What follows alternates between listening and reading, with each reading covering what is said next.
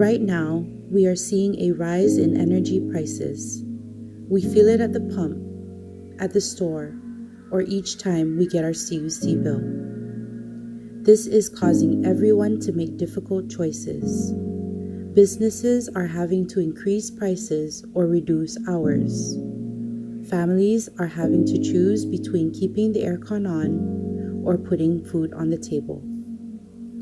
Lieutenant Governor Arnold and Mayor Dave's commitment to our Commonwealth is demonstrated through their 30-plus years of public service. Their experiences have allowed them the opportunity to personally interact with our community during their most difficult moments, and for that, they have a better understanding of the needs of our people. The CNMI needs leaders that will promote policies that create jobs, grow paychecks, and improve the economic security of the CNMI businesses and families.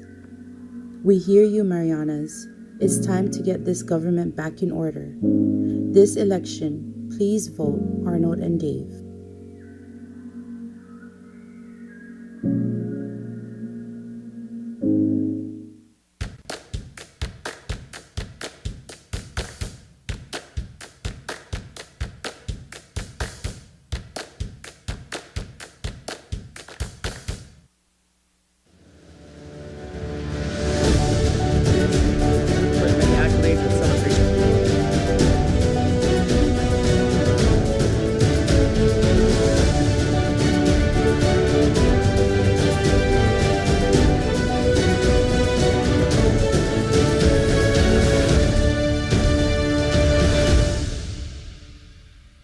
Members present. Buenas Marianas, there is breaking news coming out of the Commonwealth Legislature this afternoon as the CNMI House of Representatives is in session right now, where they are widely expected to reject the budget that the Senate has passed. It's a budget that is very close to what Governor Ralph Torres wants, but very different from what the CNMI House of Representatives has authorized. It's leading to a budget showdown only days before the fiscal year is expected to end, and the new fiscal year needs to have a new budget authorization to avoid a partial shutdown of the government. Representative Celina Roberto Babalta writing prior to this session starting that in all, the realistic outlook here, though everyone wants to work hard, is that there may be a partial shutdown. So let's go now to the CNMI House of Representatives in session right now. Every other item, and we'll move down to Senate communications, and I recognize the clerk.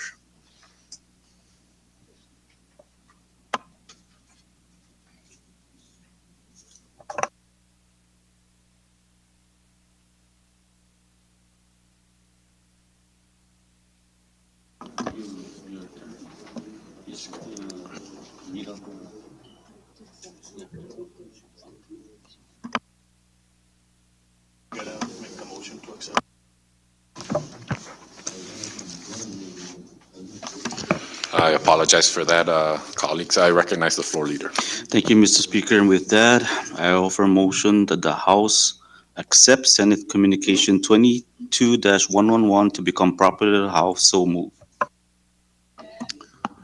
A motion has been made by the floor leader to accept Senate Communication 22-111 to become property of the House, and has been seconded. Any discussion?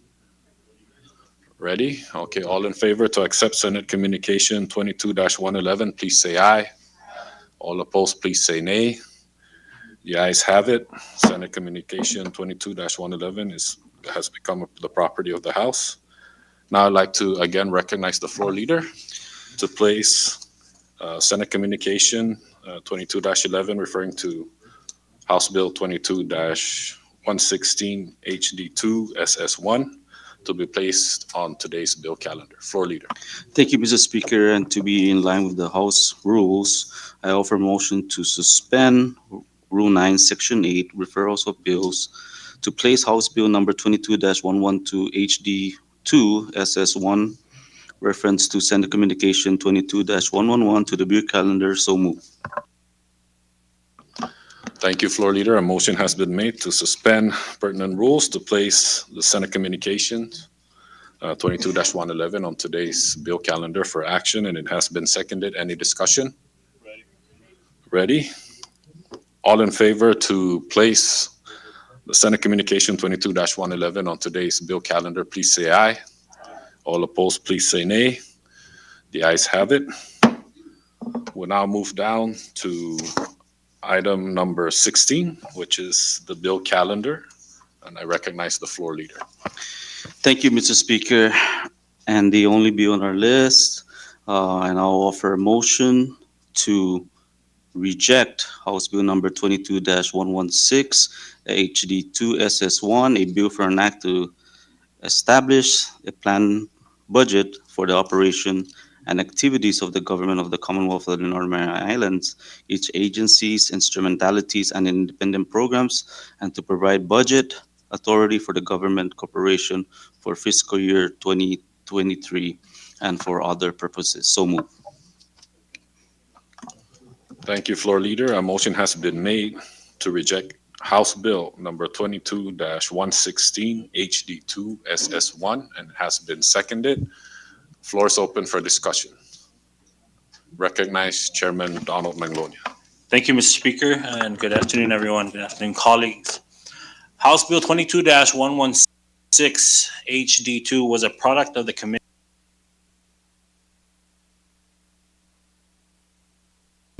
and was passed unanimously by the House. The House took the time to review the governor's proposal, held numerous budget hearings, and despite not having enough resources to address all the requests made by departments and agencies, we took every effort to ensure that the government was not left to sit idle. The governor's proposal lacked the resources to allow our hardworking people to provide services to our people. The proposal would have left our departments and agencies to beg the administration for any funding needed to function.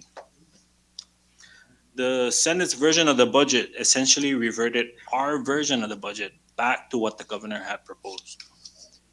Operational funding for departments and agencies were cut. Vacant FTEs, now despite no funding for those positions, were restored, and funding for Medicaid and retirees were taken out. This left no identified resources to ensure that the retirees will get paid, nor the Medicaid receiving their match, putting the health and safety of our people at risk. In thinking ahead about how we are to survive after the ARPA expiration, the committee looked at ways to reduce our government by removing all vacant FTEs. These vacant FTEs were neither funded, filled, nor were in the process of being filled. Otherwise, we would have seen the changes in the revised budget submission between the April 1st and the July 1st submission. People's jobs were never at risk. As a matter of fact, you'll notice that in the budget submission, there have been positions that were essentially reserved for those that are in the process of being filled.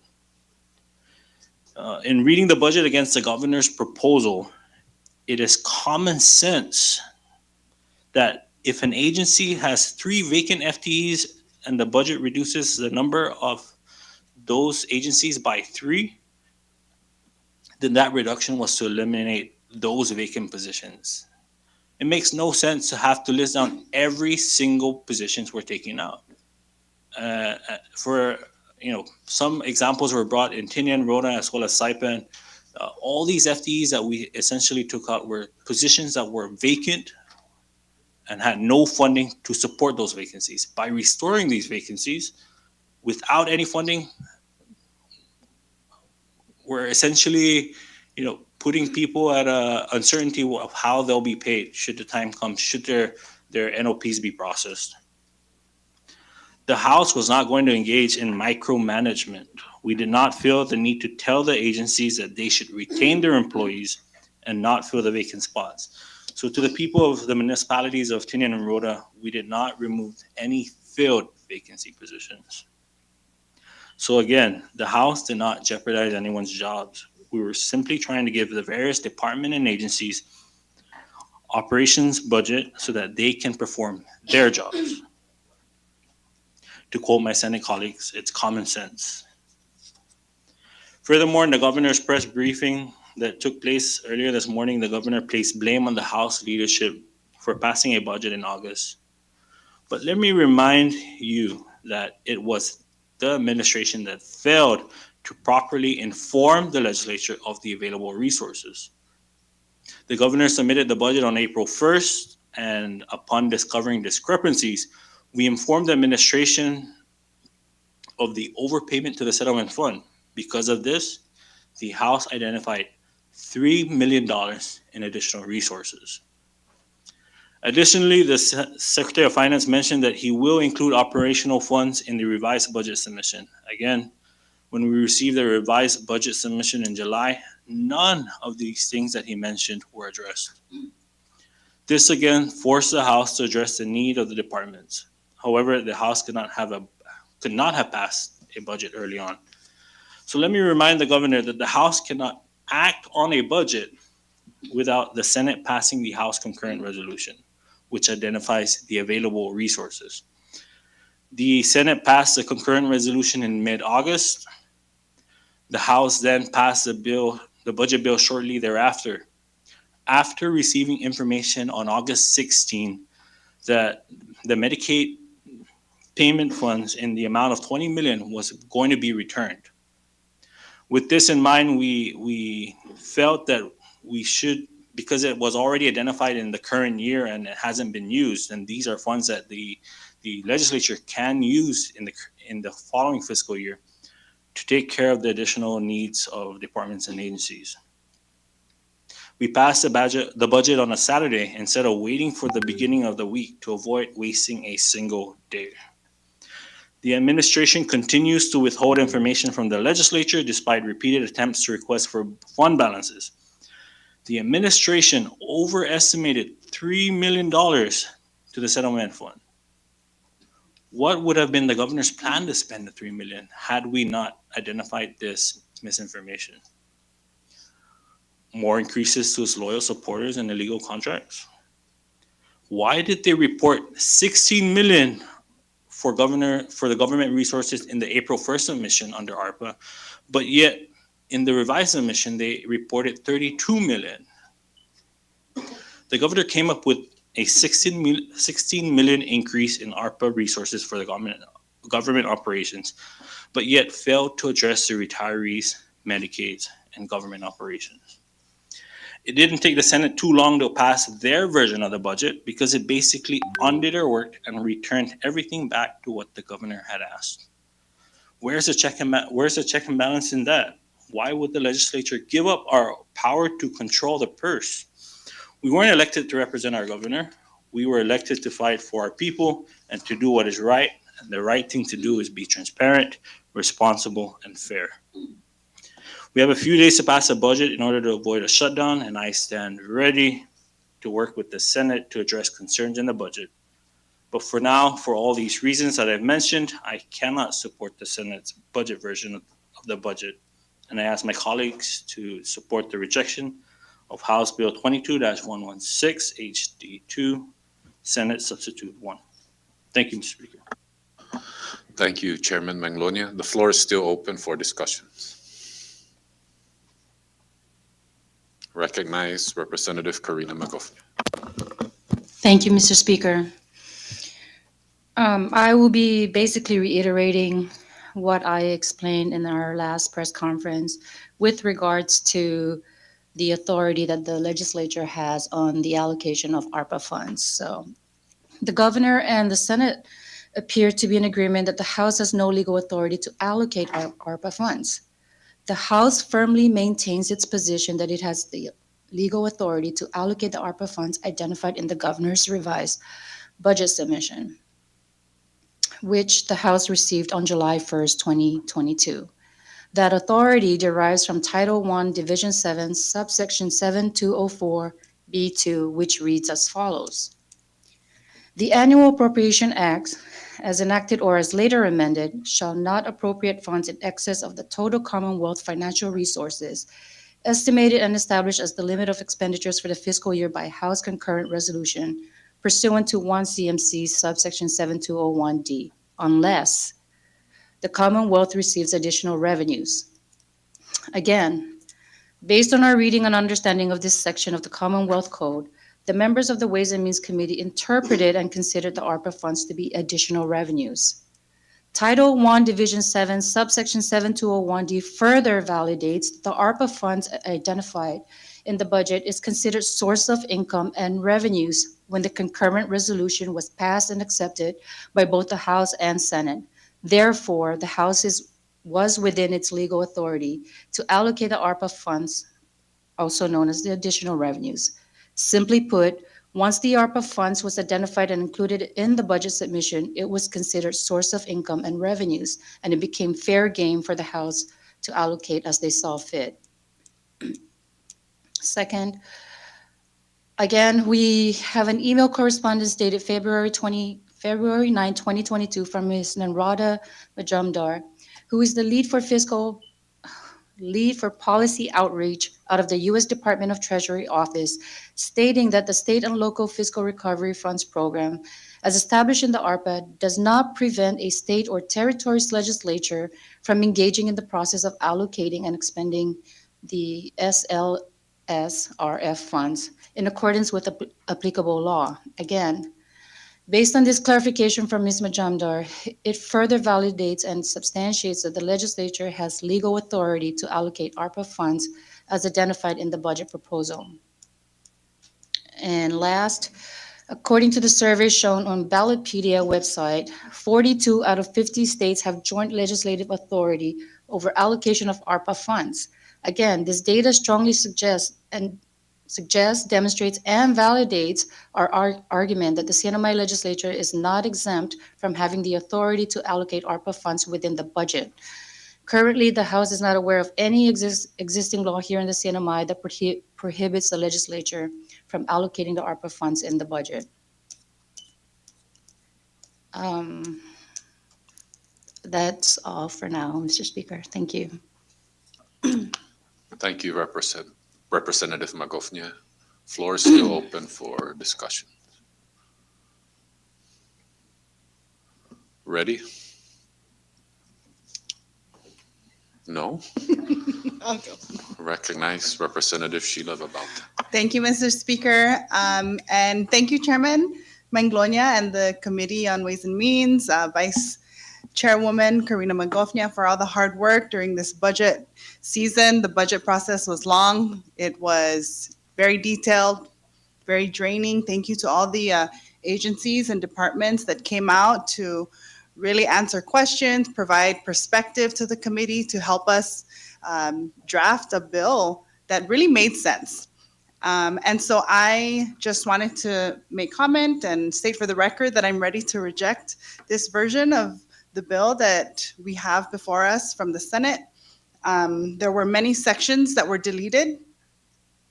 Sections around payment in excess of base salary, which is essentially pay raises.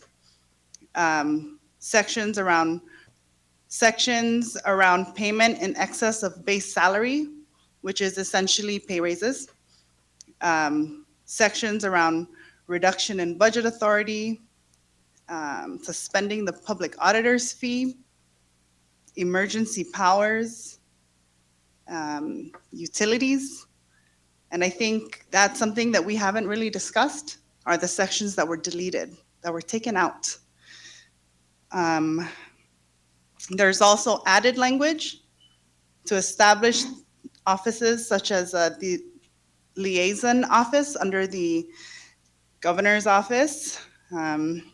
This Liaison Office is to provide services to CNMI students, residents, and medical referral patients in need of emergency assistance or medical services not under the jurisdiction of the CNMI Medical Referral Program. And that just doesn't make sense. Why not empower the agencies and departments that are already in place to address any emergencies that come up? The Medical Referral Program is now under CHCC. It has had long-standing issues. It was a black hole, went over budget, 16 million one year. And in June 2021, the Attorney General, Edward Manibusan, issued a legal opinion stating that the referral program belongs under CHCC. This term, under the leadership of Rep. Tina Sablan, Chairwoman of the Health Committee, and Vice Chairwoman Leila Staffler of the Health and Welfare Committee, we passed a bill in this House to establish the Health Network Program under CHCC and to provide an orderly transition of the medical referral program. This liaison office is going to bloat our government, create positions that are not needed, and these are just small parts of this huge budget bill that we still need to address and discuss. And so with my colleagues, with Chairman Rep. Donald Manglonia, I also encourage my colleagues to reject this version. Let's move into conference committee and work with the Senate to draft a bill that really makes sense for everyone in our Commonwealth and have it pass by the deadline, the end of this week, to avoid a government shutdown. It has been done before. This is not a new process for anyone. We have all stayed up late here waiting on the budget proceedings to complete. And so, we have this experience before. I don't feel that we need to go into any kind of scare. We don't need to encourage our people to prepare for a government shutdown. I think we can do it. We've done it before. And so I'm ready to reject this version and continue with the process, Mr. Speaker. Thank you. Thank you, Representative Sheila Babalta. Floor is still open for discussions. Recognize Leader Demapan. Thank you, Mr. Speaker. And I think it's obvious where we're heading with this bill today, but there is one point of contention that I think we need to clarify for the future budget sessions to come, and that is the advice we're getting from legal counsel. Because I don't know who's right between the two councils, but what I do know is both councils work for the same legislative bureau. And two houses are getting two different advice and counsel from the councils that are assigned respectively. And I think that is causing confusion, not just amongst the members of the legislature, but the public as well, as they look in and see a divided legislature based on legal interpretation. And it's not like the councils work directly for the House and work for the Senate, but they work for the same bureau. So I think that in order to make sure this process is smoother and more comfortable for the public to consume, that there needs to be some kind of understanding between the legal counsels employed with the bureau and not have these contrasting advice and confusing the members of both houses, but most of all the members of our community. That's what we have before us today is two different versions, two councils working for the same entity, providing two different advice. And we rely heavily on our own councils. So I'd like that we find a way to address this discrepancy so that our process and our vote and our decision making is made in a more sound and fashionable manner. Thank you very much. Thank you, Leader Demapan. Floor is still open for discussion. Recognize Representative Richard Lozano. Thank you, Chairman. We all know we're going to the end of our term, and I'm one of the retirees from the CNMI. And I'm also a retiree from active duty. So I'm very concerned. When the budget came in, it was zero, proposed by the governor. We worked hard and we put some money in it. But money, when it went to the Senate, they made a change. They start using the reprogramming authority. Section 501, reprogramming authority. The governor may find or may reprogram sufficient funds from the operation and activities of departments, agencies, and office of the executive branch to fund any shortfalls of the retirees, 25% of pension benefits. and the payment of the retiree death benefits. We, what do you call it?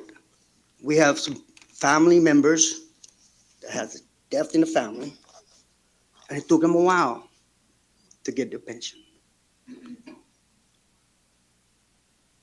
So my concern here is the governor is going to do a reprogramming authority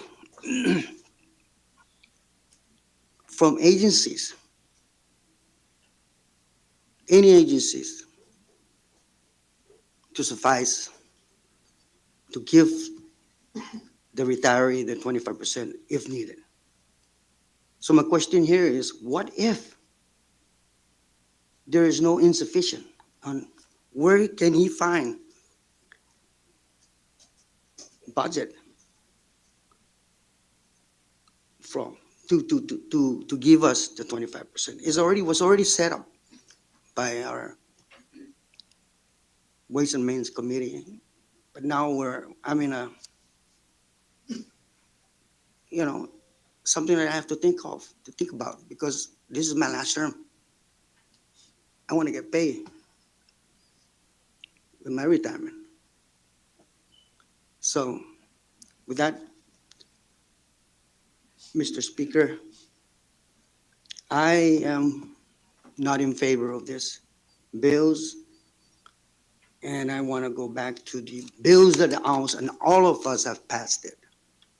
We ask you again to do the same. Thank you. Thank you, Representative Lizama. Floor is still open for discussions. Recognize Representative Adda. Thank you, Mr. Speaker. Uh, Yes, colleague Lizama. You said what if there isn't sufficient funds, but this administration has not failed our retirees since. On top of that, he had also found money to uh, give some bonuses to our retirees. So I think this administration has done a good job with making sure the retirees are taken care of. And in regards to the Liaison Office to take care of our off-island students and medical referral and stuff like that, yes, I agree that the medical referral program should be under the hospital, but then the hardship that people have been talking about, that ever since that transition happened, the resources and the benefits that were afforded to them when the medical referral program was under the executive branch is no longer allowed under CHCC.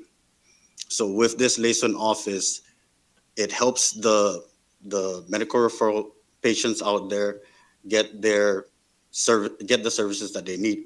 Right now, what I hear is that the CHC office, I'm sorry, the medical referral office under CHCC now requires medical referral patients to utilize Uber. Uh, I don't know for you guys, colleague, but these are our people, and we know how to treat our people. And there's people out there that are already set up and they establish their network and partnership, and they know how to get to and from. I don't know if an Uber driver could assist these patients. Um, you never know what kind of vehicle is going to show up when you ask for an Uber driver. If you needed a van, you're going to have to wait and pick and choose who's going to be there. So I think the liaison office under the executive branch with this new office is a good idea. So I am in full support of the Senate version. Thank you, Mr. Speaker. Thank you, Representative Adda. Floor is still open for discussion. Recognize Representative Patrick San Nicolas. Yeah, thank you, Mr. Speaker. Speaker and members of the House, for the opportunity to make comments for the Senate budget.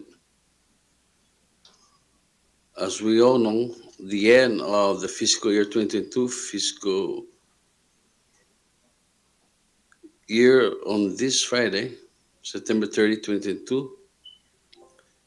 Mr. Speaker, if we don't pass this budget, the government will partially shut down, and many government employees would not be reporting to work. And this will have immediate effect on their personal finances as well as deliver public services in the community. Although it's very obvious that the House version of the budget and the Senate differs considerably. I would like to state for the record that I will support the Senate version of the budget and is more clear and provides more security in our government employees. And most importantly, the FTEs, the municipalities of Tinian and Rhoda. Thank you, Mr. Speaker, and I yield. Thank you, Representative Patrick.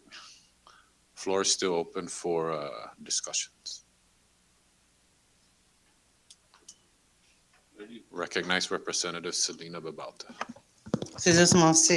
Signor Speaker, dan con rispetto para todos os samzo, man matugin na ora para ta debate I budget. I would like to first address the concerns of Minority Leader Dimapan with respect to the confusion by two different opinions, two different attorneys working for the same bureau. It is reasonable to say that when you ask 3 attorneys for their opinion, you will get 5 different opinions. I read the statute, Leader Dimapan, the hukumpendi, based on simple reading of the statute. It is clear to me there is no ambiguity, and as we draft bills, we try to make the language as simple as possible in many ways so that there can be no ambiguities with respect to the interpretation of laws. So that's my first. I would like to now address the concerns or comments made by Representative Adda, my colleague from Precinct 1. You, Representative Adda, voted yes to the House version. You agreed on August 27th, on a Saturday, we were here, that the House version was the best we could come up with. I want to remind you of your agreement and your yes vote. As to your comments that you agree with a new liaison office under the governor's office, this is nothing but a redundant office. It creates a lot of bureaucracies and inefficiencies. And we should definitely not agree to that. As to Representative Patrick Sanicolas, you also voted yes to the House version. So I do not understand why the mayor of Tinian is claiming politics. You are a member, in fact, unlike Representative Adda, you are a member of the Ways and Means Committee. You raised no concerns. You did not bring up any financial needs of the municipality of Tinian. Your silence tells us you agreed with all our debates, all our discussions, and that we were trying to be fair to everybody, all municipalities. And we did not hear from you. But furthermore,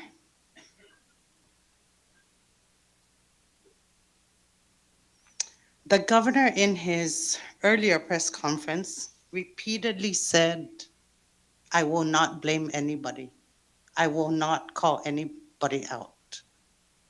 But the very first statement he made during that press conference is, and I quote,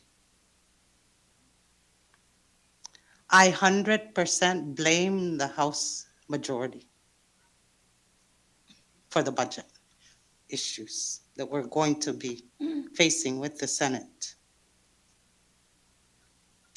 He said he is legitimately warning government employees of a shutdown. He said it first, the governor. He warned employees of a shutdown. When further asked by one of the reporters to expound who are considered essential employees, he stated that he needs to see what essential employees means or how it is defined in the statutes. Like our Senate counterparts, we remain hopeful that a budget can be signed prior to October 1st. Secondly, we take the position that every single government employee is essential. End of story.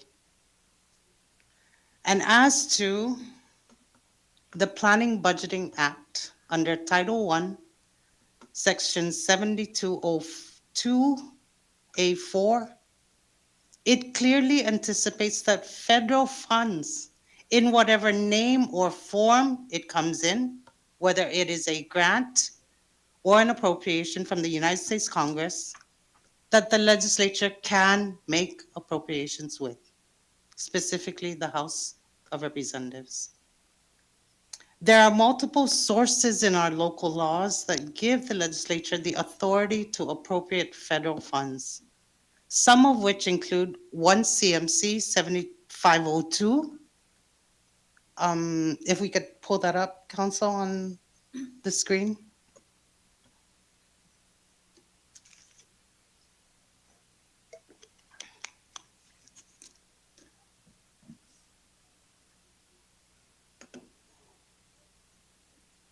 I can read it.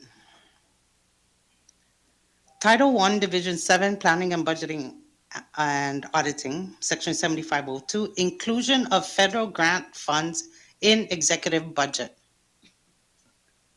And this clearly, I won't read the whole statute, but I cited it. Anybody can pull it up. This clearly shows that federal funds can be used and considered as revenue. Then also there is 1 CMC Section 7301 as it relates to 702 funds, also known as capital improvement project funds, which are federal dollars. The legislature has the primary role of being the expenditure authority of 702 funds. With respect to ARPA's expenditures, which are federal dollars, we all know that. The governor has been singing the same old song. You can't touch this. Who does he think he is, MC Hammer? Here is a simplified explanation of the disagreement of appropriating federal ARPA funds. The administration and the Senate both said the legislature can only appropriate 20% of ARPA funds, as it was submitted in the governor's proposal, for personnel costs. The House, through all of its members, including the minority members, agreed to appropriate 80% of all personnel costs because it is the only guaranteed payment coming to employees in the next fiscal year. Hafa babanya no na plano iparata asigura kada empleo na tiufan masukta giman mamamayla nasakkan. Piorad susihay man mano itemporaryo na tsutsu. The House only appropriated 20% from local funds to all personnel so that we could have enough local funds to make retiree pensions whole. They're 25%. We all saw what happened last time with retiree bonuses. First, they said they were going to use ARPA funds. We expressly told them they couldn't do that. It was stated in the US Treasury rules that we cannot use ARPA funds to pay for pensions. We, the House, eventually used line item veto provisions to fund the bonuses and lapsed personnel funds identified by the Secretary of Finance. Now, if the governor is saying the rule is that the legislature cannot touch ARPA funds, meaning zero, we cannot touch it, we can't appropriate it, then which part is more illegal?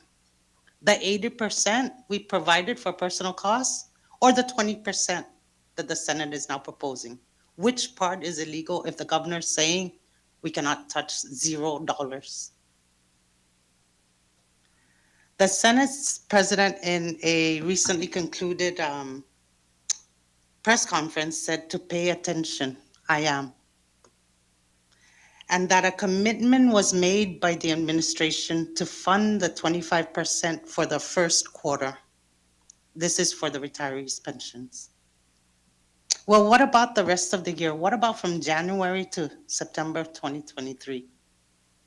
What will happen to the 25% of the retiree pensions from January 2023 to September of 2023? Maybe the Senate president forgot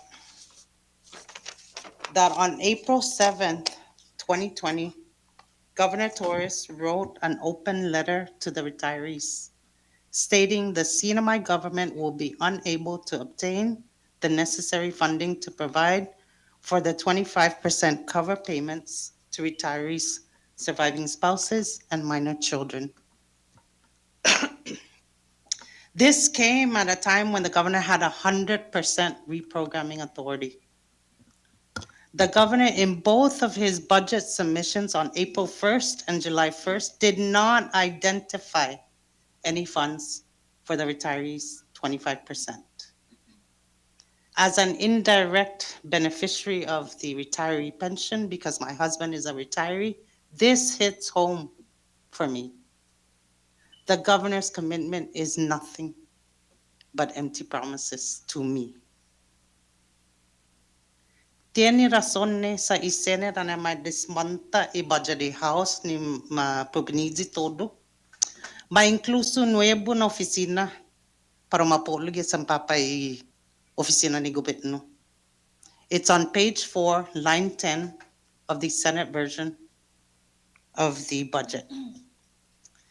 New Liaison Office.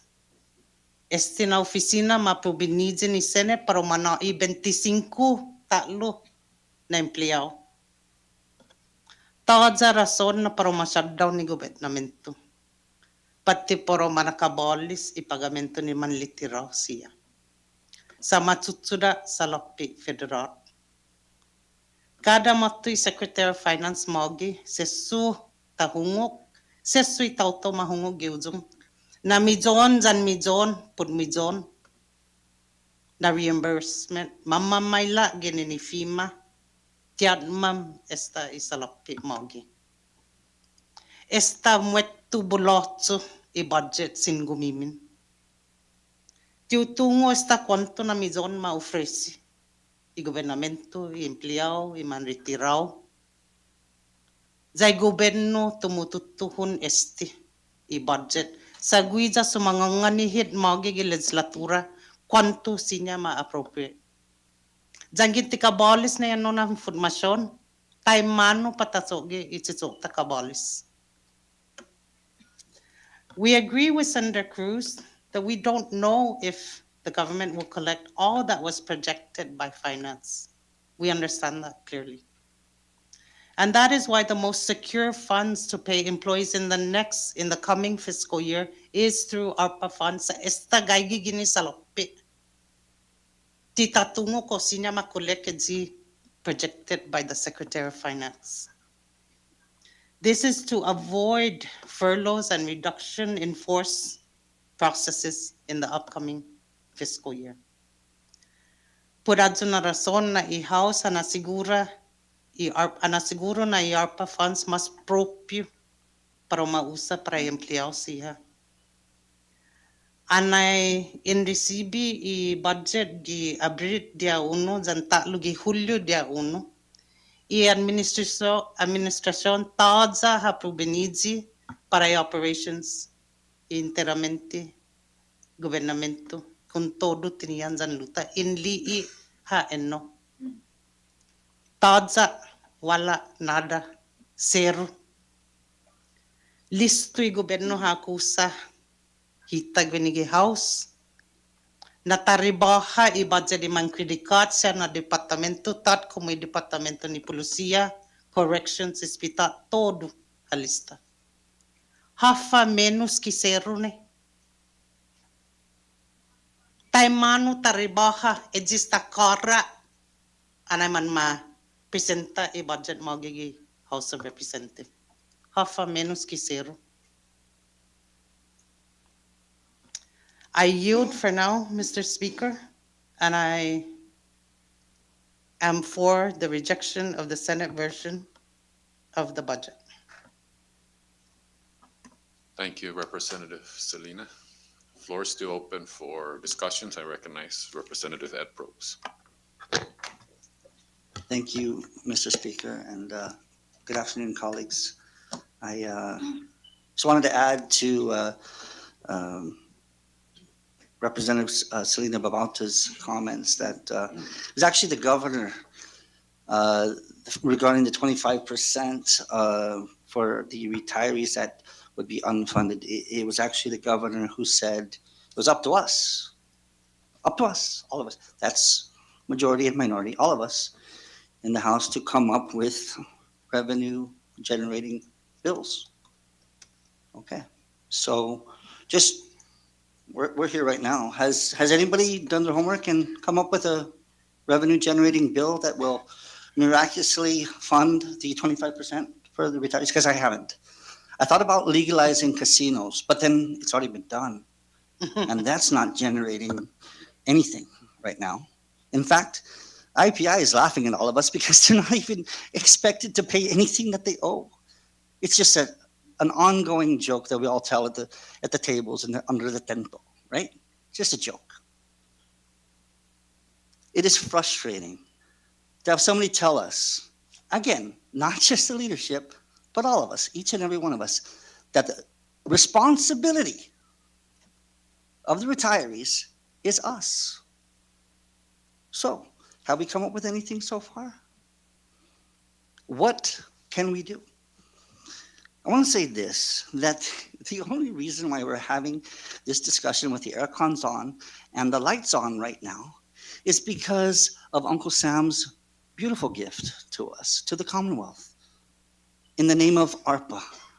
I want you to think for a second, everybody here, if that never passed, if that never came through, had it not passed, and the President Biden did not sign it into law, and we did not receive that money, how would we be operating right now?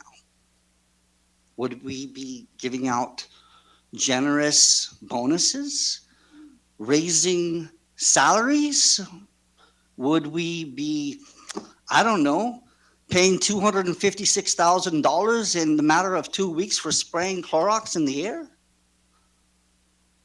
You know, I've seen, as a fiscal conservative, money thrown away, wasted throughout all of this. No one else sees it. I can guarantee you our constituents see it. We together passed the House version of this budget, and we were in unison. We got the blame, the House leadership, but we all voted together. And now some of us are going to change that tune because we're listening to the wisdom of the Senate. Is the Senate smarter than us? Is the Senate President smarter than the Speaker or smarter than the Chairman of Ways and Means? I'll tell you this, I will yield when it comes to numbers to the Chairman of Ways and Means, Donald Mangrona. Anybody that wants to go up on a contest in mathematics, I dare you to. He is sharp. And one of the things that I can tell you is the numbers don't lie. People lie. Numbers don't. They worked painstakingly on this budget. We all agreed to it. And now we have reservations and problems. The only problem is politics. And that's the difficulty of it. But I'm going to stand by this. Each and every one of us was not elected by the governor. Maybe he voted for you, but he didn't put you into this office. The people did. We represent our constituents, our people. That is why we're in this seat. It's not for the governor. We don't serve the governor. We cannot expect to bow and curtsy and expect him to make these decisions and think that it's fantastic. You want to talk about government waste? Let's talk about just one thing. Those who are believing that this liaison office that's going to come into play to regulate the medical referral, 25 new employees at a time when we can't fund the 25% for the retirees? You're telling me that's good? You're telling me that it's good to grow the government at a time when ARPA funding runs out? There's going to be a massive government shutdown? Is that fiscal conservatism? Does that make fiscal sense? Did everything that this body could possibly do to make a budget that will deliver to the people? That is why 100% I support my colleagues, not just the leadership, but Leader Demapon and my minority colleagues who I work with. Beyond all of this political divide, I like to think of us as friends, not just colleagues. When we're outside of this, we talk about things, we talk about issues, we talk about family and everything. If we want to talk about that, let's talk about the needs of our people right now, who are just doing all they can to survive. It is in the best interests that we do what is right for the people, that we listen to the logic and the real reason why we should all reject the Senate's version in unison, as we were earlier. My dear colleagues, I have the utmost respect for you. Whether you're in the minority or the majority, it doesn't matter. We're here to do our job, and that is to respond to the best interests of our people. By doing so, the only way we can do this is if we reject the Senate's version and we go into conference committee. Thank you, Speaker, and my dear colleagues. Thank you, Representative Brooks. Floor is still open. I recognize Representative Leila Stafford. Thank you, Speaker, and thank you, colleagues, for sharing your impassioned insights into this very important issue of our budget. I would like to speak about the Senate version, Section 501, regarding the reprogramming authority that was deleted. A new language was inserted regarding the retiree 25%. They're using this.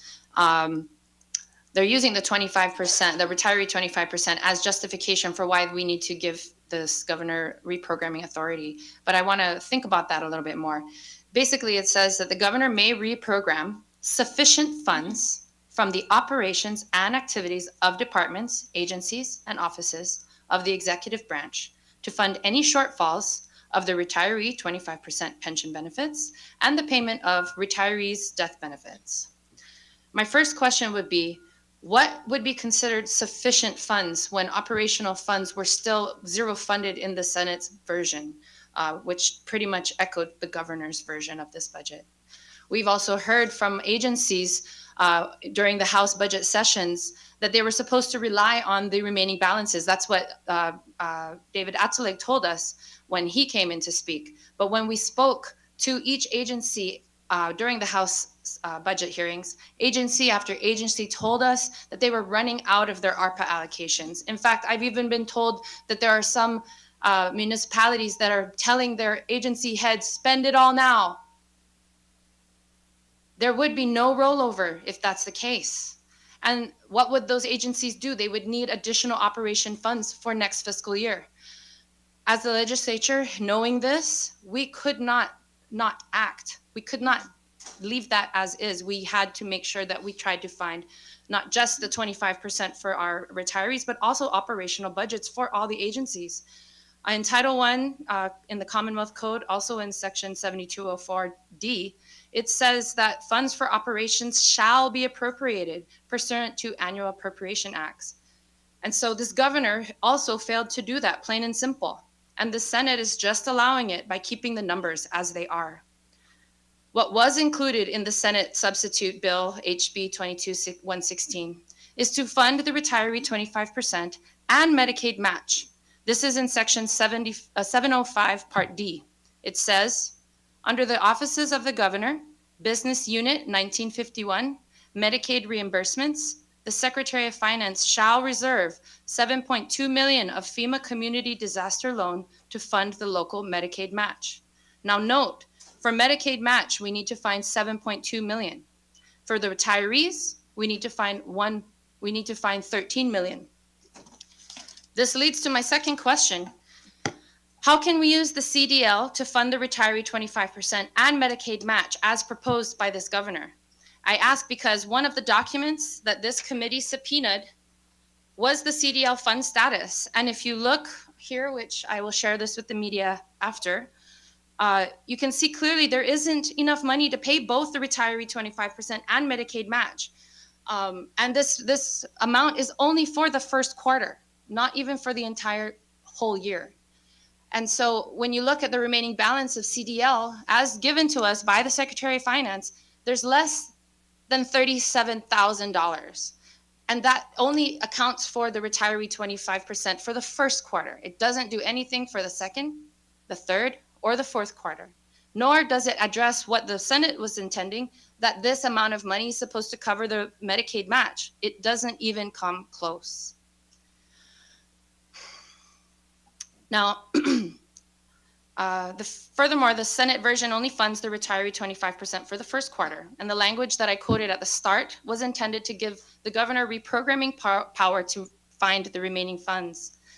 As many of our colleagues have shared, how is this different from what the House intended to do? Reprogramming funding to cover the 25%, to cover operations, to cover Medicaid match.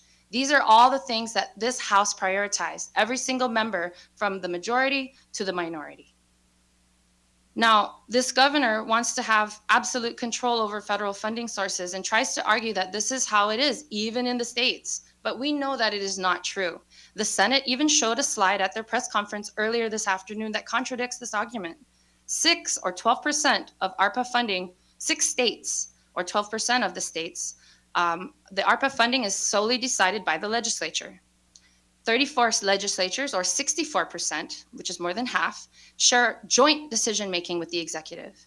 Only 8 or 16% of states have the sole expenditure authority in the executive branch. Now, the thing about this governor and even the Senate is that they throw out a lot of numbers and funding sources, and it confuses people. I don't blame you. Rep. Probst, I'm just like you. It gets confusing too. During the Senate press conference today, they shared that 20 million of the Medicaid that was going to be returned had already been spent by the administration during the second stimulus. Now, they throw this all out, but they forget that we can Google and look at the timelines. Now, this second stimulus was given out in June, okay? June of 2022. This issue of 20 million additional funding from Medicaid was not brought to our attention until August. How could they spend and give us a stimulus from this money that they didn't even know existed yet? According to Medicaid generated report, the CNMI didn't return that 20 million to the central government until September 7th. September, June, July, August, September, 4 months after they said they already spent the money, but they didn't know they had the money yet. How could that $20 million have covered the stimulus distributed in June? So what it comes to me is, my third question is, why wouldn't ARPA be available? Unless there's no ARPA in the bank that they are telling us. Based on what happened with the 20 million in Medicaid that was spent in June, even though Medicaid didn't inform them yet, we're spending money that they didn't even have. And this is alarming. This is why transparency is so important, and how can we as legislative body be in charge of balancing a budget when we don't have the information we need?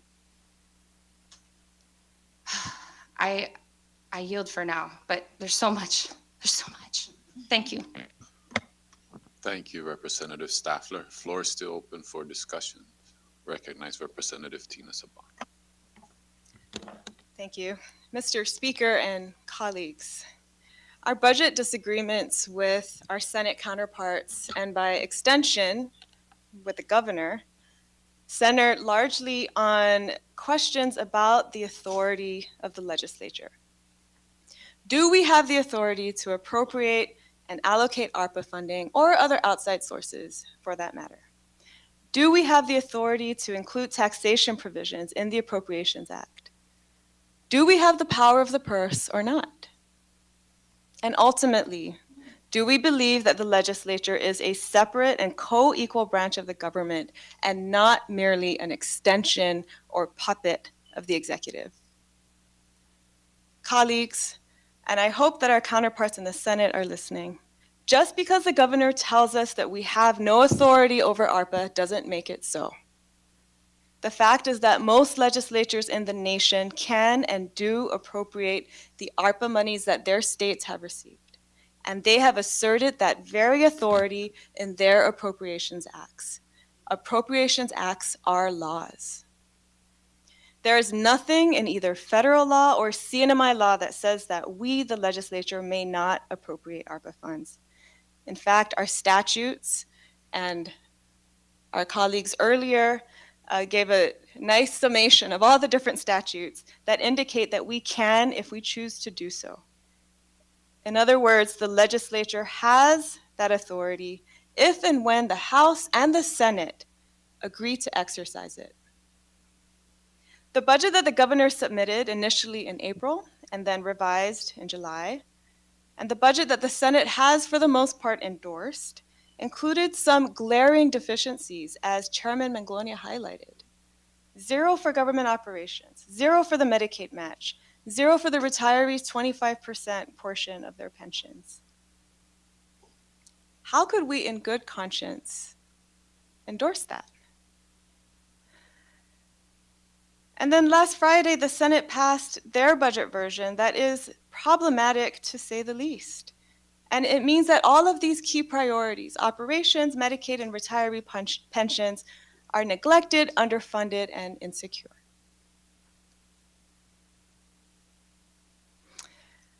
Representative Staffler has highlighted one area of glaring deficiency with respect to the Senate's proposal to use the FEMA Community Disaster Loan Funds based on information they have apparently received from the Governor and Secretary of Finance that there is CDL loan money available to cover at least a portion of retiree pensions and $7.2 million in the local match. But we know, and thank you, Council, for pulling this exhibit up, we know from documents that we had to subpoena from Finance that there's just $36,000 left in that fund.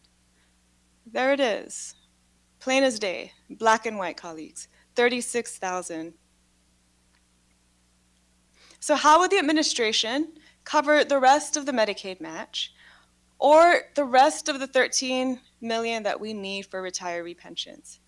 The Senate basically proposes to give the governor unlimited reprogramming power to find that money.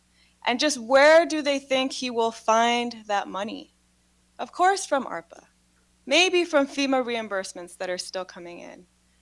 What other significant funding sources are there? He'll reprogram local funds from local accounts to meet that match and then replenish or backfill, as they like to say, those accounts with ARPA money. And no, that is not that much different from what we proposed to do in the House. We were just upfront about it and actually choosing to exercise our authority to move resources around to meet critical needs. The Senate's version merely abdicates that responsibility to the governor. And by the way, I, like Representative Staffler, don't understand at all how the Secretary of Finance can now say that the $20 million that Medicaid just recently returned to the central government is now already spent and was spent on the local stimulus, when the stimulus cards went out months ago.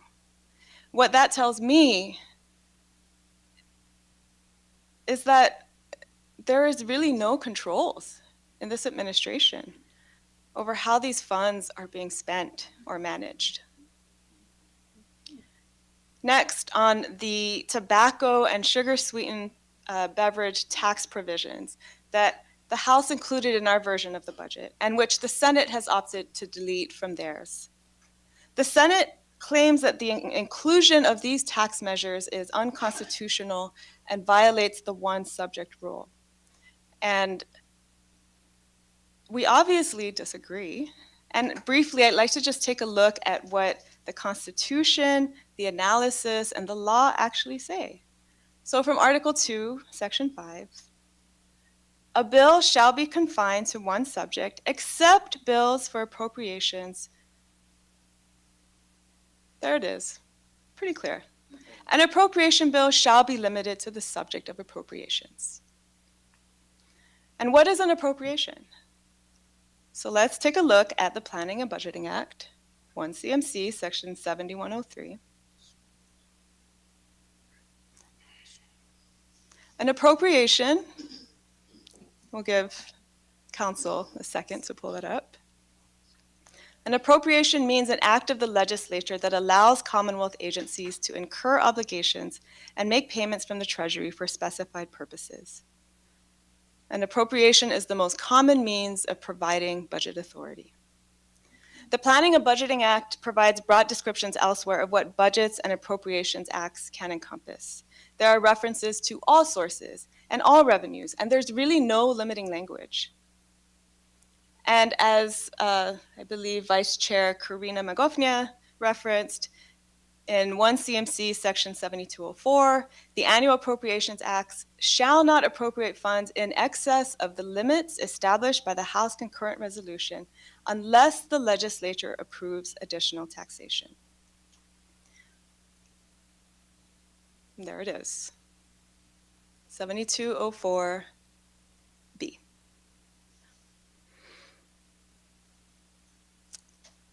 And like Leader Demapan, I too am troubled by the disagreements among our council, but I'm also troubled, quite frankly, colleagues, by the unnecessary aspersions that have been cast on whether the House did its due diligence, whether we read the analysis. So let's read the analysis, which is not binding, by the way.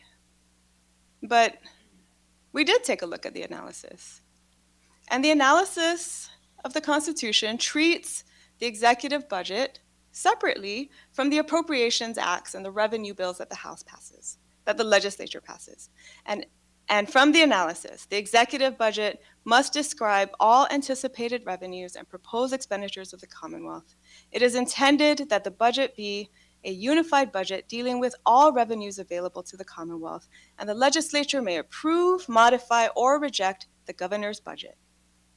The analysis discusses the budget proposal separately from legislation, including appropriations acts, and it describes the budget document, so what the governor gives us as a plan, and it is not itself legislation with respect to raising revenue or authorizing or appropriating CNMI funds. But the governor may submit to the legislature, among other things, the proposed budget and recommendations with respect to legislation on taxation. Did the governor's budget submission for fiscal year 2023 include a proposal to raise taxes on tobacco and sugar-sweetened beverages? Yes, it did. Clear as day on page 5 of Governor's Communication 22-120 on April 1st. It also actually included alcohol taxes, for everybody's information, and referenced the recommendations from the Fiscal Response Summit of 2020.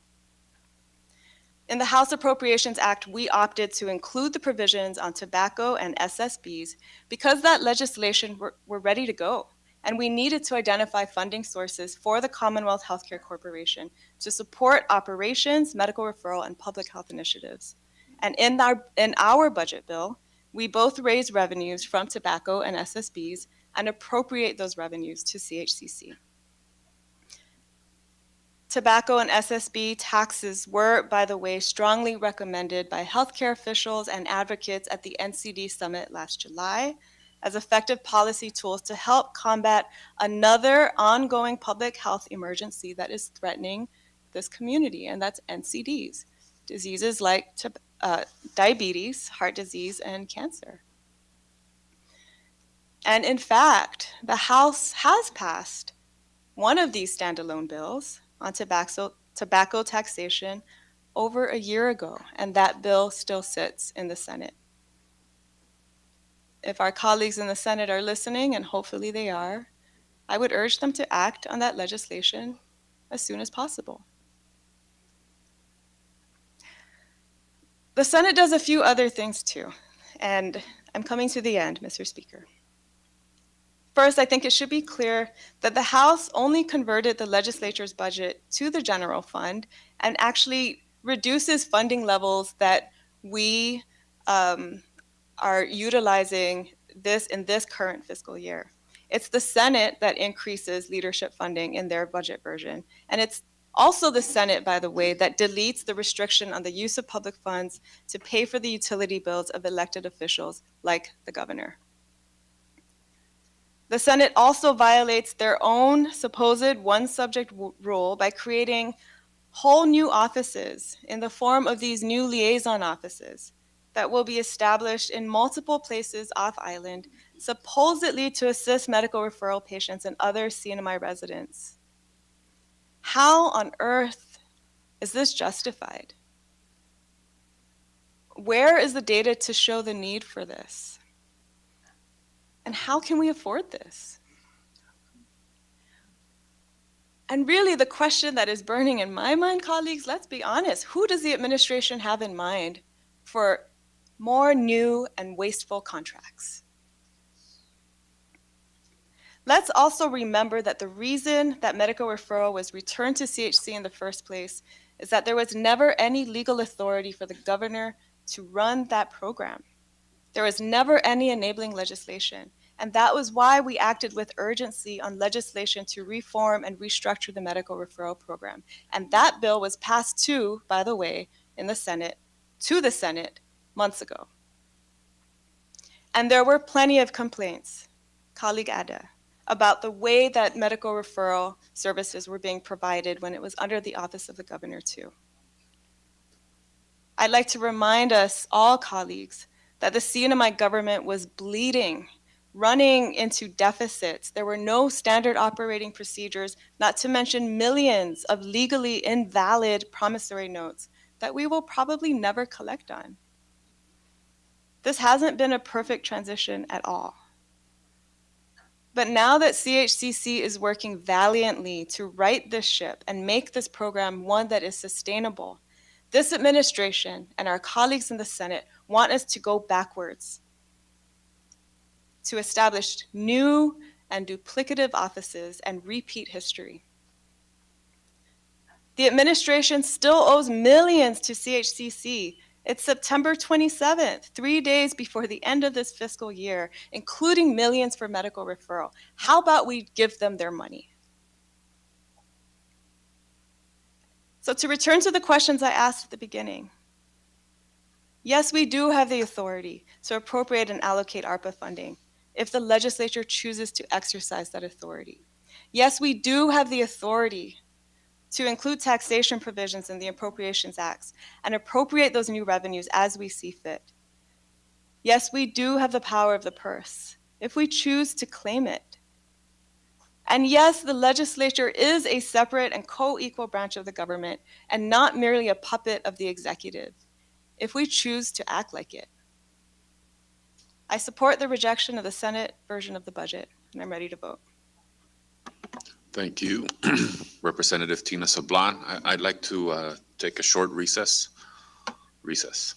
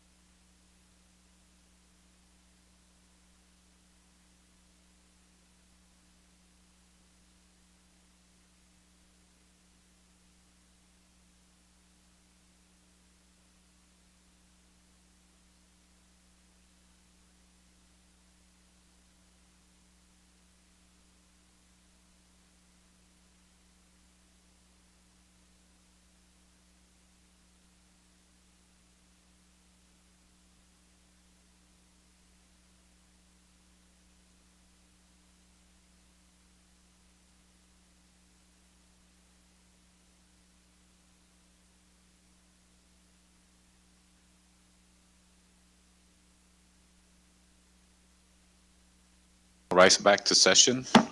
Before we went to recess, the floor, Rep. Tina had the floor. She finished her discussion. The floor is still open for discussion. So please, anybody.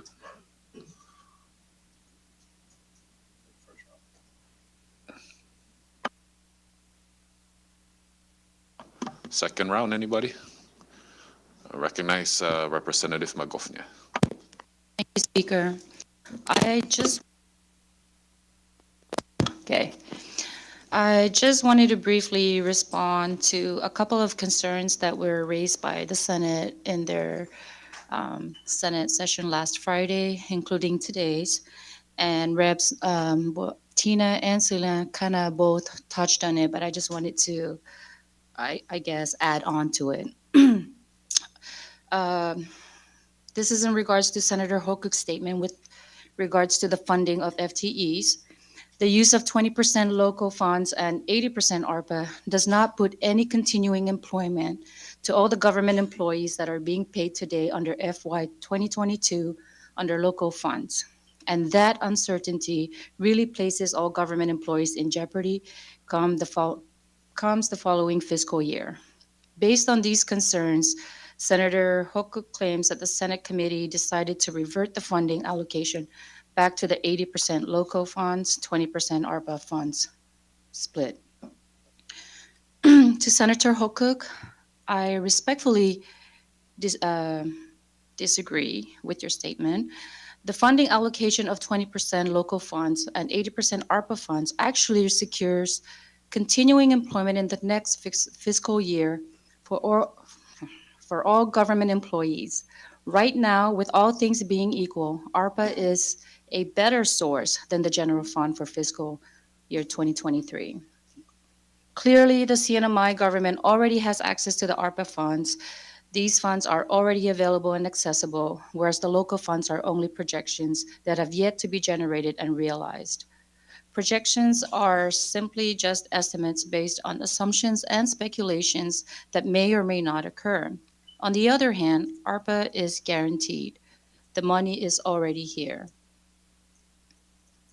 Accordingly, the logical or common sense action taken by the House to fund the FTEs using 20% local funds and 80% ARPA provides more certainty to all the government employees that their employment will be funded and continue in FY 2023. As such, no one will be in jeopardy if the FTEs are funded by ARPA, because as explained earlier, the money is already available and accessible. So now the question becomes, is the reporting on the ARPA funds balance provided by the Secretary of Finance accurate and current? The information provided to the Ways and Means Committee via the subpoena was incomplete. This administration must be more transparent about how they are spending ARPA funds and how they will be able to sustain FY 2023 operations. It is not the governor's money or personal war chest. The federal government did not give the governor this money. The federal government gave it to the people of the Commonwealth. I'd also like to address or respond to the legal counsel, Joe Bermudez's response to Senator Santos's question before the voting. He said it appeared to him that the House relied on this provision 1 CMC 7204 in the Planning and Budget Act to support their position that they can add 2 riders on the budget bill. He also said that the House members completely ignored the constitutional provision under NMI Constitution under Article 2, Section 5, which is a one subject rule, because maybe perhaps this provision cannot be reviewed by the judicial branch. Mr. Bermudez, yes, you are absolutely correct that in Article 2, Section 5B, it states that a bill shall be confined to one subject, ... I'm no attorney, and I'm not trying to be insulting, but I do see the word except appearing after one subject, which I believe and could safely assume that it denotes there is an exception to the rule. So let me read Section 5B in its entirety for the record. A bill shall be confined to one subject except for appropriations or bills for the codification, revision, or rearrangement of existing laws. Appropriation bills shall be limited to the subject of appropriation. Legislative compliance with this subsection is a constitutional responsibility not subject to judicial review. If we break it down, the portion where it states a bill shall be confined to one subject, it is crystal clear and cannot be misinterpreted that there can only be one subject. However, when the exception applies because the bill is for appropriations, in this case it's the budget bill, it is understood that the bill can now have more than one subject. Therefore, the House's insertion of the tobacco and sugar sweetened beverage tax in the budget bill is allowed and legal. And I just wanted to point that out that, it's not that they are picking and choosing what to read on the statute and not reading it its entirety. So I just wanted to clarify that for our people. Thank you. Thank you, Representative Magofnia. Floor is still open for discussions. Recognize Chairman Donald Magnolia. Thank you, Mr. Speaker. Just one more thing I wanted to bring to the attention of the members, in addition to what the governor had questioned in his briefing this morning. In regards to this equitable adjustment salary that he's claiming that none of the cabinet members received, there was a provision in the current year, Public Law 22-8, that states that overtime payments shall not be provided, especially to these positions that are barred from receiving additional pay. That was in Section 304 of the budget bill that we passed for the current year, but it looks like the governor vetoed that portion. So we may or may not know if this equitable adjustment was provided to these individuals, and that's something that we will inquire upon the start of the conference committee meetings. But because these funds are also set aside for the following fiscal year, if everyone is to look at volume 4 of the budget on page 315, there's a list of individuals on there that stands to receive at most $30,000 on top of what they're currently receiving. We see positions like Secretary of Finance receiving an additional $30,000, Commissioner of the Department of Public Safety, Commissioner of Corrections, as well as the Fire. They stand to receive an additional $21,000 on top of what they're already receiving. And so we're talking about the uncertainty about how everyone else is going to be paid. I think we need to start at trimming, and as well as making sure that provisions like these or proposals like these, which go against the Constitution or statutes, that's something that we should also take out from this budget. And if the Senate is going to stand firm and say that we cannot touch Schedule B, we cannot reappropriate or cannot even increase it, who's to say we can't take it out? And so these are some of the things that we'll consider should we proceed with the conference committee. And again, as stated, whoever the speaker appoints for conferees, I will work with the team as well as to the rest of the committee and any House members that want to participate to ensure that these issues are addressed and will be brought up with the Senate conferees. And so, because what we have on screen right now is not, it is public. It is a public document, and it can be found on the legislature's website under volume 4 of the governor's budget proposal. Page 315, it starts on page 315. It has the list of all employees. And because the governor had vetoed that provision in the current fiscal year, who's to say that these employees did not get their equitable adjustment for the current year? And so with that, Thank you, members, and I yield, Mr. Speaker. Thank you, Chairman Manglonia. Floor is still open for discussion. Recognize Representative Leila Staffler. Thank you, Chairman.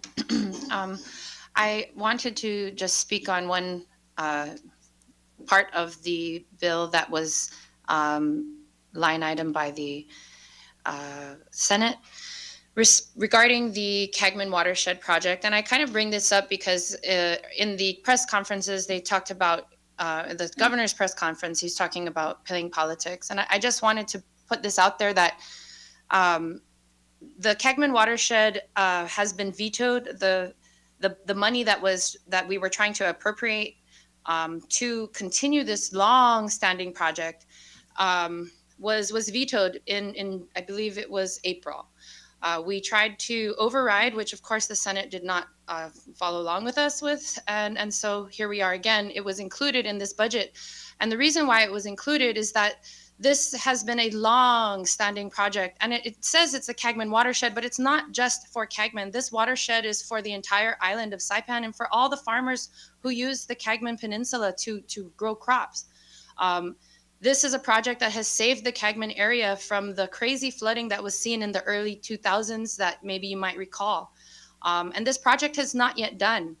It has been at a standstill since the pandemic, but there has been over $17 million invested in this project over the last 20 years. And with the help of the late Ivan Blanco, we restarted the discussions after it had been dormant during the pandemic. And with his help, we were able to get the project back on track, reactivating the soil and water conservation districts on all three islands, which is also an effort to ensure that our farmers can participate in the federal grants available to them through the Natural Resources Conservation Service Office under the USDA. Now, during this time, these boards were not active, and so the CNMI was one of 3 jurisdictions that was not availing of federal funding and grants for our farmers. Now, these farmers have access to the grants because the soil and water conservation districts have been reestablished. The funding that I've been trying to get to the Kagman Watershed project is small. It's a measly $80,000. Even that little amount is critical to maintaining the relationship we have with the NCRS and USDA to meet our required match. This has been vetoed more than once. And the reason that the governor has stated is that this critical, I quote, "This critical project's substantial needs in mind, following assurances provided by correlating departments and agencies that this project will be prioritized and provided with adequate and related funding assistance within the coming months." That was April. When I communicated with the NCRS offices in Hawaii this July, they informed me that they had been waiting since March of this year, March, after the Biden-Harris administration had signed the bipartisan infrastructure law that prioritizes projects in communities heavily impacted by drought and other natural disasters, as well as historically underserved and limited resource communities. That's us. The Kagman Watershed was one of these projects that was funded. It was even prioritized to be expedited in a shorter timeline than was originally planned and with a less local match requirement in an effort to finish this long-standing project because the USDA wants it off the list. It's been on their way too long. Now, this project would be a model in the Pacific. This watershed is designed to reduce flooding by rerouting water into a reservoir. This reservoir would then be used to provide untreated water for the farmers in the DLNR farm plots. This project saves rainy season freshwater for runoff use, and it would increase self-sufficiency for our food supply on the island. If the governor really wanted to prioritize this project, why did it take until July to respond to the NCRS and the USDA? And so with that, I'd like to vote on rejecting this bill. Thank you. Thank you, Representative Staffler. I recognize the floor leader. Thank you, Mr. Speaker. I have one concern under, I believe it's section 702 under appropriations. The Senate changed the word appropriate to allocated. So I wanted to ask our legal counsel, is there any definition in the Planning and Budgeting Act for the word allocated.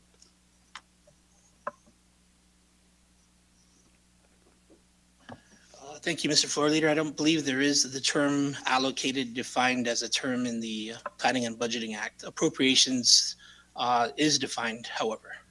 Thank you. So, in the meaning of appropriations, basically, we're authorizing agencies to go and pretty much spend money. Is that correct? Meaning we're allowing them to assume they can go out and credit, do some POs, in hopes that when we get funding, it'll be repaid. Is that somewhat true statement? Well, if I may, I would just refer us to the definition in 7103. Appropriation means an act of the legislature that allows Commonwealth agencies to incur obligations and make payments from the Treasury for specified purposes. Okay. An appropriation is the most common means of providing budget authority. So when the Senate, I guess, amends the word appropriate to allocate, meaning the fund is there already, it's guaranteed. When we allocate money, it means money is sitting down somewhere, and we're pretty much giving it to all the agencies. Is that correct? I think I would agree with you essentially, yes, that the term allocate is not referring to a projected figure. It's not referring to revenue that we generally associate with our budget. We don't use the term allocate for a reason. And I believe their use of the word allocate, I'm just speculating, is intentional to reflect the fact that we're using federal funds that are actually certain, fixed. So is it safe to say that there is the ARPA funds is embedded in our budget right now? I would say yes. You would see the Senate version at 20%. You would see the House version at 80%. So it's not zero. So ARPA is already commingled in the Planning and Budgeting Act. I believe so. Both houses, the House and Senate, have used ARPA funds because the governor has identified said funds. Thank you. Thank you. Thank you, Floor Leader. Thank you, Council. Floor is still open for discussion. Ready? Ready?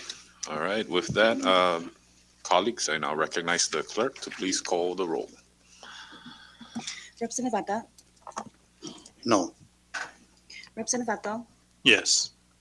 Representative Selena Babalta, Excuse me, Mr. Speaker and Ms. Clerk, we are voting. We are voting on the motion by the Floor Leader to reject. So a yes is a vote to reject, reject, and no yes. is a vote to accept. Yeah.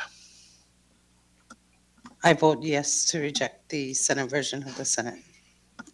Representative Sheila Babalta, Again. Representative Joel Komatsu, Okay. Representative Vicente Komatsu, Yes. Representative Demapan, Aye. Representative Flores, No. Representative Guerrero, No. Representative Lizama, Ngan. Representative Magofnia, Representative Manglonia, Yes. Representative Probst, Ngan. Representative Christina Sablan, Yes. Representative John Paul Sablan, Ngan. Representative Nicolas, No. Representative Staffler, Ungan. Representative Yumo, Yes. Mr. Speaker, Aware. Mr. Speaker, 14 members voted yes and 5 members voted no. Thank you, Clerk. With 14 members voting yes, House Bill number 22-116 HD2 SS1 is hereby rejected. And because of that, colleagues, I'm going to go ahead and announce the members of the conference committee to be led by our Chairman of Ways and Means, Donald Manglonia, Chairwoman of JGO, Selena Babalta, and Floor Leader Ralph Yumo, with our alternate being the Vice Speaker, Blas Jonathan BJ Atta. Thank you, colleagues. We now move down to item number 17, miscellaneous business. Floor is open. Ready? All right, we now move. Recognize Representative Selena Babalta under miscellaneous. Thank you, Mr. Speaker. I found it quite disheartening to wake up this morning to read of the resignation of Mr. Stanley Jacopo, a 21-year Air Force veteran, due to the governor's lack of support to him in his capacity as the executive officer for the Office of Veterans Affairs. In his resignation, Mr. Jacopo clearly stated, "I cannot in good conscience align myself with a governor who does not support veterans." For me, this issue is not only delicate, but somewhat personal. My 33 years of direct and indirect involvement with the Army gave me the strongest respect for everyone who wears the uniform. It is a community I am proud to belong to, and I will always seek out any way I can to support veterans and their families.